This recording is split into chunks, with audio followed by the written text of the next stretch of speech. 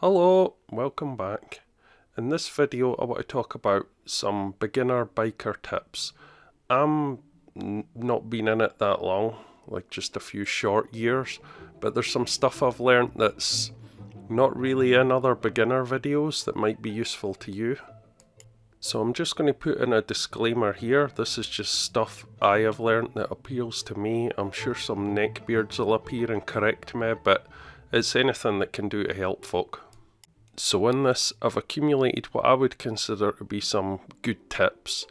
If you have some good tips, put them in the comments below because sharing is caring. And let's get started. So you're going to need gear, and it is very expensive, and you can't skimp out on it at all. If you speak to any biker, they'll give you endless horror stories of people that went out in flip-flops and a t-shirt and came off, and then suffered for years after it. You will mess yourself up for your lifetime if you don't delete yourself entirely. There was a doctor I heard online that says wearing gear is the difference between some bruising and a broken arm or life-changing injuries. So wearing a t-shirt with jandals or similar is, you can do that, but I'm going to show you a cheap way of getting really good kit for as little money as possible. If you're not aware, Vinted is sort of like a new version of eBay. It primarily deals in second-hand clothes. You can filter clothes down, so you can find biking gear, specifically say motorcycle jeans, and then you can go through it and pick your size, the colour you want, stuff like that. Obviously you want to check it's got a CE rating and isn't some sort of knockoff something from somewhere that's properly armoured and it's got a good rating on it. But there's absolute bargains to be had. I've picked up big name brands, jeans, got a couple of pairs of those, like 20 bucks, jackets. You can get full racing boots and everything and save yourself an absolute fortune with stuff quarter of the price of what it would be in the shop. If you don't mind carrying around jeans full of someone else's farts, you can save yourself hundreds of pounds.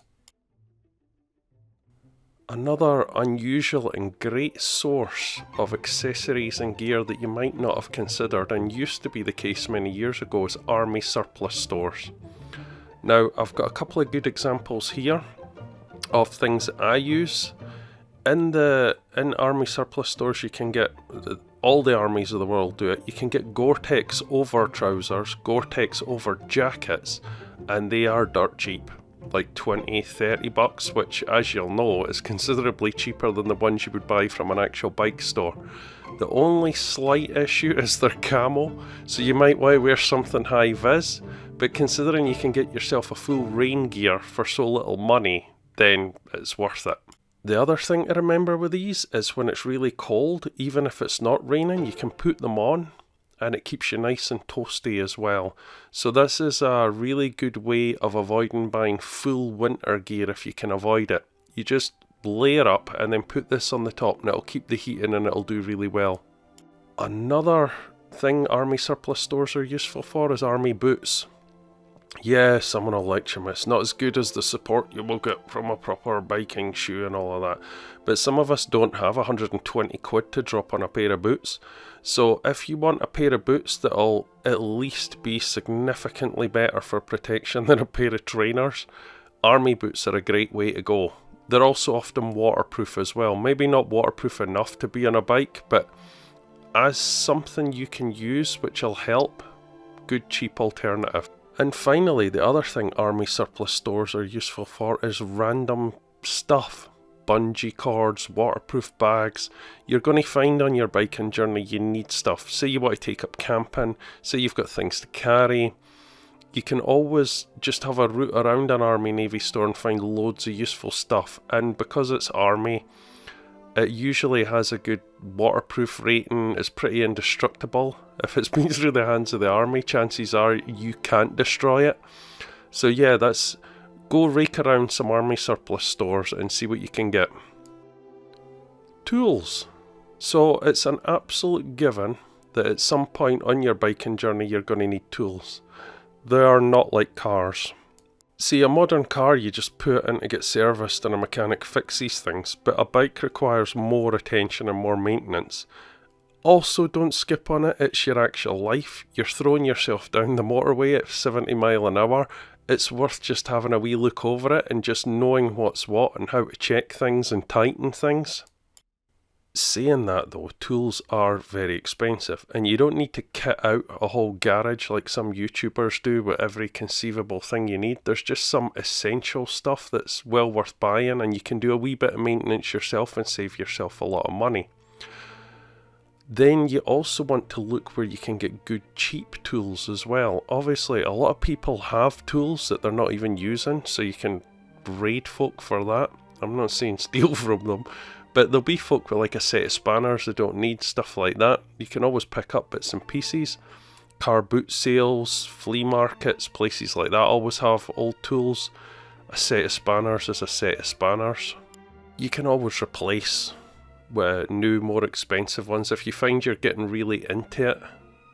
As a lot of people do, they find working on the bike is as much fun nearly as riding it. You just crack a couple of beers and just get stuck in. So some essential tools, you can get basics on Amazon. Aldi's centre aisle and Lidl usually have some useful stuff as well. The things I would recommend that you get that you're definitely going to use, I got one of these screwdriver sets. It's got various bits. It's a guarantee on a lot of bikes. They have weird sockets and weird screws and weird bolts, and I use mine often if I'm having to do something. A cheap socket set, you don't need 100 odd piece socket set. You're not going to be dismantling an engine, but some with just the basics to cover a few things will always help. A big rubber mallet. You've no idea how many times something's stuck, and you can fix it with some WD-40 and a big ass mallet. And then a torque wrench. If you want to add accessories to your bike, if you want to check things, if you want to just, I don't know, just move stuff about, add a crash bar, add a sissy bar. There's loads of wee bits and pieces where it lasts for a torque spec. You can buy a cheap torque wrench on Amazon. If you get more serious in it, get an expensive good one, but for now just a cheap one will do. Heated gear.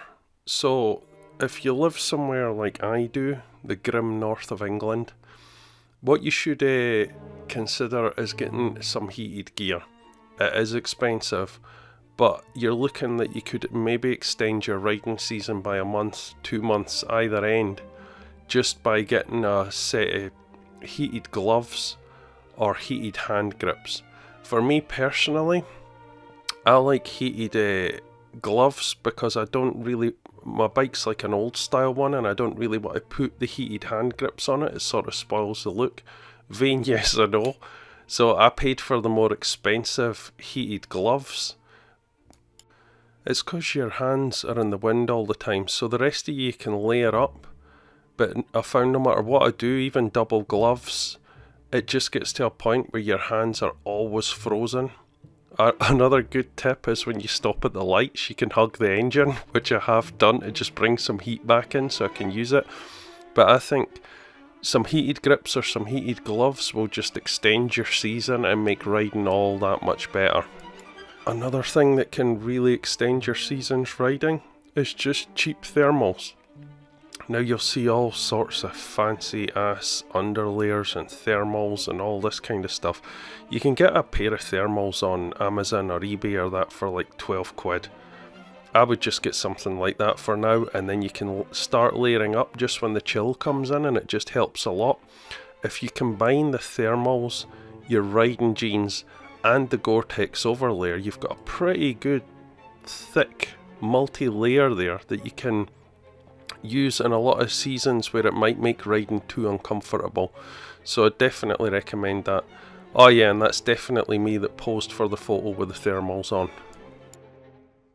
So you've passed your big boy test and you're all ready to buy your dream bike, but what I would say is hold that thought. In fact, the insurance will probably hold that thought for you. So I had always wanted a Triumph, so when I passed my test I started looking at Triumphs, but the insurance was 3 times higher than a Royal Enfield. So for your first bike, ideally you want to look for something that I would call a third world bike, a sort of AK-47 kind of bike. The insurance will be a lot cheaper, The parts will be cheaper, especially as you'll probably drop it or have mishaps as everyone does with their first bike. It won't matter so much if you screw up when you're trying to fix it. It'll be a great place to learn. You don't want something with expensive fairings or very expensive parts. If it can be fixed with cable ties, that's a good place to be. You will drop it at some point, it's an absolute given. I dropped my bike. Admittedly, it wasn't so bad a drop, it just gently tipped over and it landed on a blanket, so it was fine. But after that I thought, right, okay, I'm only going to get crash bars and I'm going to be careful from now on. I'd have been crying if I dropped something with 800 quid fairings. The other thing about a third world bike as well is generally everything you need for it will be quite cheap and accessible. You don't want some sort of exotica that can only be lubricated with unicorn tears, or if a part breaks, only some wizard in a shed in Birmingham hand makes the parts for it. Something you can just get online and find any part you want, really easy to fix with simple tools. And the reason I call it a third world bike is because that's literally what it is. Most of the third world, it's their main form of transport. It'll get you around, you'll be able to learn, and then you won't be so precious if something happens to it as well. So that's part 1, I hope you enjoyed it. If you liked it, I'll be putting up part 2 shortly as well. I'll be trying a bunch of different kinds of videos, so hopefully at the very least this gave you some ideas or some help. Thank you, bye bye!